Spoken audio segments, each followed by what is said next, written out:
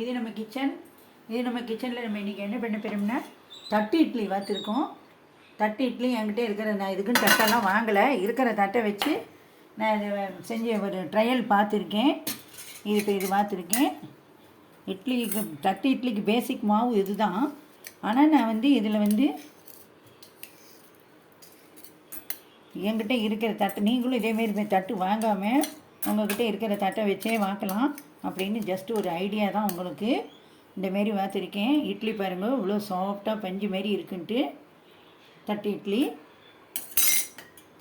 இதுக்கு ஒரு டிஃபன் சாம்பார் ஒன்று ரெடி பண்ணியிருக்கேன். மாலையபட்சத்துக்காக வெங்காயம் இல்லாமல், எந்த காய்கறியும் இல்லாமல் ஒரு டிஃபன் சாம்பார் ரெடி பண்ணியிருக்கேன். ரொம்ப சூப்பராக இருக்கும் இது. நீங்களும் இந்தமாரி செஞ்சு பாருங்க. இதுக்கு மேலே போட்டு நல்லெண்ணெய் விட்டுக்கலாம், நெய் வேணாலும் விட்டுக்கலாம், வவாளுக்கு எது விருப்பமோ அதை விட்டுக்கலாம்.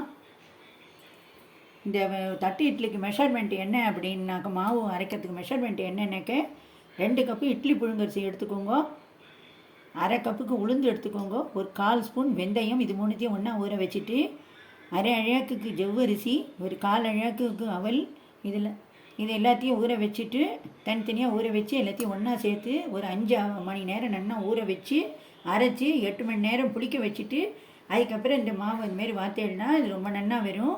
நீங்களும் இதேமாரி பண்ணி பாருங்க. நன்றி, வணக்கம்.